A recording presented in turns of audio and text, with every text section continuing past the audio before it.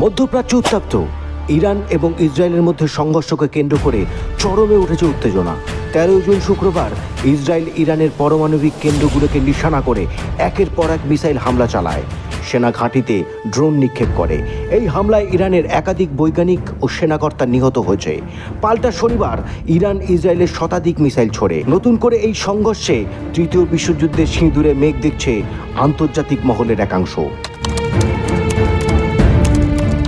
আমেরিকার সঙ্গে ইরানের পারমাণবিক চুক্তি ভেসে যাওয়ার পর থেকেই মধ্যপ্রাচ্যের পরিস্থিতি নতুন করে উত্তপ্ত হওয়ার ইঙ্গিত মিলেছিল।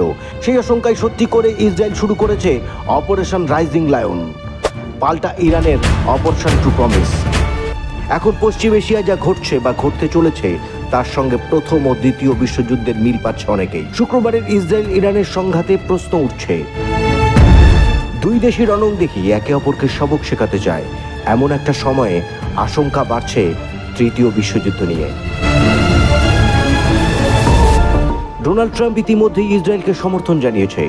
রাশিয়া এবং চীনের বয়ান রয়েছে ইরানের পক্ষে। মধ্যপ্রাচ্যে আমেরিকার প্রভাব কমিয়ে আনতে চায় রাশিয়া।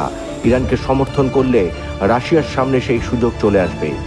ইরানকে সেনা দিয়ে সমর্থন করতে পারে চীন, সেক্ষেত্রে যুদ্ধ আরও বেশি দিন পর্যন্ত গড়াবে। চীন মধ্যপ্রাচ্যে নিজের তেল ও গ্যাস আমদানি অংশগুলিকে অক্ষত ও মজবুত রাখার চেষ্টা করবে। ইসরায়েল এবং আমেরিকা একজোট হলে চীনও ইরানকে প্রত্যক্ষভাবে সমর্থন জানাবে। ফলে আশঙ্কা বেড়েই যাচ্ছে তৃতীয় বিশ্বযুদ্ধ নিয়ে। এই খবর অন।